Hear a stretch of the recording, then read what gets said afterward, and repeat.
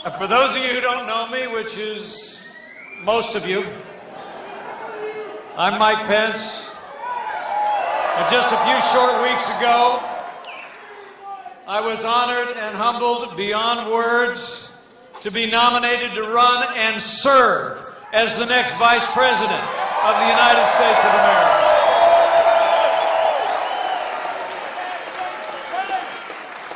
And I got to tell you, I joined this campaign in a heartbeat. The phone call came 11 o'clock at night with my wife at my side. I heard that familiar voice on the other end. He said to me, "Mike, it's going to be great." And I said, "Yes, because you've nominated a man for president who never quits. He never backs down. He's a fighter. He's a winner. And until very recently, it looked like he was out there fighting all on his own. But now we are united. This movement is united, and we're going to elect Donald Trump to be the next president of the United States of America.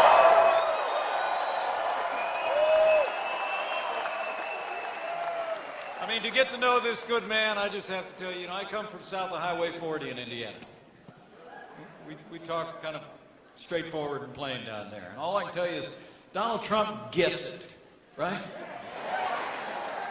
I mean, he understands the frustrations and the aspirations of the American people more than any other leader in my lifetime since Ronald Reagan. He's a genuine article. He's a doer in a game usually reserved for talkers. And when Donald Trump does his talking, he doesn't go tiptoeing around all those rules of political correctness that the political class lays in the way of men and women that are trying to make a difference. He says it like it is, and he will make America great again.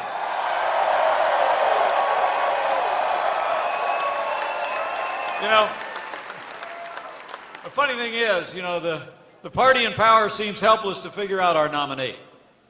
And of course, I'm referring to the media.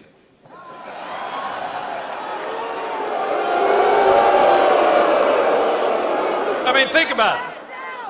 I mean, the Democrats and the media kind of got the same problem. I mean, they all keep telling each other that the usual methods are going to work against him. They keep thinking they've done him in, that this has come up and now it's all over. And then they turn on the TV the next morning and Donald Trump is still standing stronger than ever before and fighting for every American to make this country great again. The man has got resilience. He's an extraordinary leader. And he's never forgotten. He's never forgotten the men and women who work with their hands, who grow the food, who build our roads and bridges, tend to our sick, teach our kids. A lifetime of a builder. As a builder, a lifetime of building structures around the world, he's done shoulder to shoulder with the men and women that raise those structures to the sky. It really is extraordinary. He's never forgotten. He's never forgotten the people that do the work in uniform as well. His devotion to our soldiers and to our veterans comes straight from his heart. And Donald Trump will stand with those in uniform and stand with those who have served.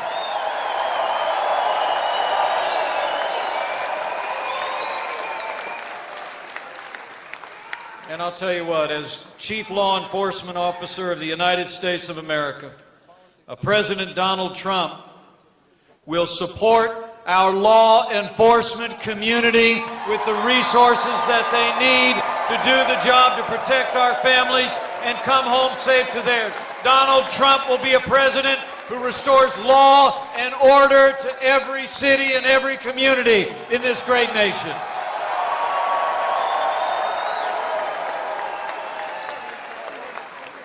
Now, it really is pretty amazing. I mean, at the very moment when America is crying out for something different, crying out for new leadership that'll take our nation back in the direction of strength, the other party has answered with a stale agenda and the most predictable of names. People in both parties are restless for change. They're ready to break free, but the other party's actually nominated someone who represents everything this country is tired of. I mean, Did you see that speech the other night? I watched, honestly, I watched most of it. Actually, I watched most of the speech. I didn't really see all of it. I actually had as hard a time staying awake as her husband did.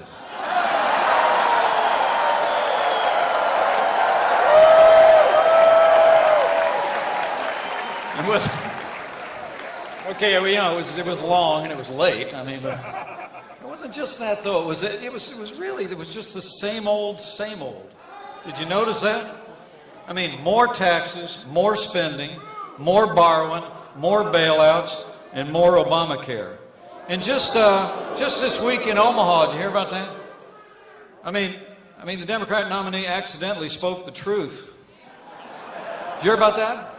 She actually said in the speech, I got the quote right here, she said, "We are going to raise taxes on the middle class." She accidentally spoke the truth, but she quickly corrected it. And really, just earlier today, I heard that she was called out by the press for saying that the FBI director hadn't concluded that she had been dishonest and mishandled emails. And what she said today was that she had short-circuited her remarks. Well, let me say, men and women in Wisconsin, for the sake of our security, for the sake of our prosperity, for the sake of preserving the highest standards of integrity in the highest office in the land, let's decide here and now that Hillary Clinton will never be elected president of the United States of America.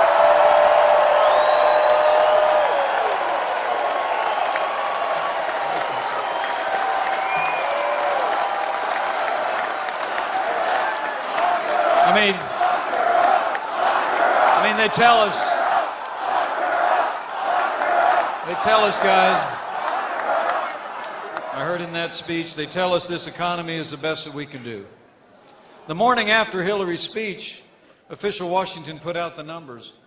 1.2% growth in our GDP. The slowest economic recovery since 1949.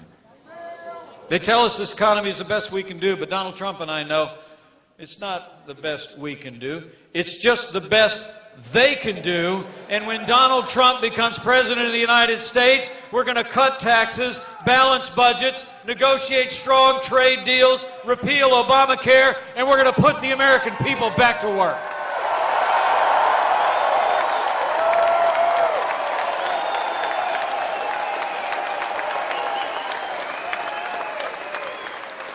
And their record abroad is just as bad as their record here at home. 7.5 years of Barack Obama and Hillary Clinton's policies have weakened America's place in the world. Terrorist attacks at home and abroad, grim and heartbreaking scenes from our ally in France. A Catholic priest just days ago laid to rest after being murdered in the very pew of his own church in France. You know, history teaches us that weakness arouses evil. And the weak leadership of Barack Obama and Hillary Clinton on the world stage has aroused the enemies of freedom around the world. Whether it's moving red lines, feigning resets with Russia, or paying ransom to terrorist-sponsoring states. We cannot have 4 more years apologizing to our enemies and abandoning our friends. America needs to be strong for the world to be safe, and on the world stage, a President Donald Trump will lead with American strength.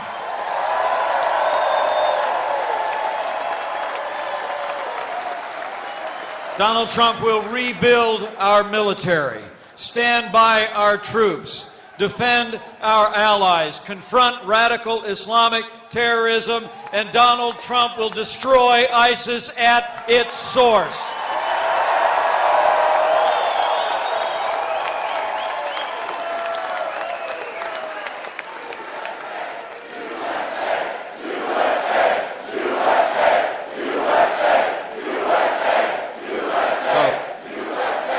So the choice could not be more clear.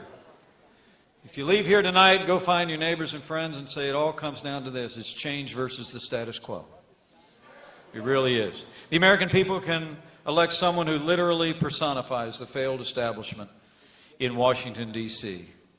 An establishment now that for far too long has been peopled by folks who are used to saying one thing and doing another, while they pile a mountain range of debt on our children and our grandchildren. Or we can do what you all have done. And come November, we can choose a leader, a truth teller, someone who will stand strong on the world stage and fight every day to make America great again. So I say, it is my high honor and distinct privilege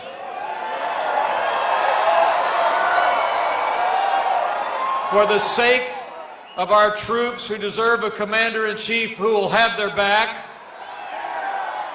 for the sake of hard-working Americans and businesses who deserve a president who will get Washington, D.C. off their back, for the sake of a Supreme Court that will never turn its back on our God-given liberties or our Constitution, I give you the man who must be the next President of the United States of America, Donald Trump.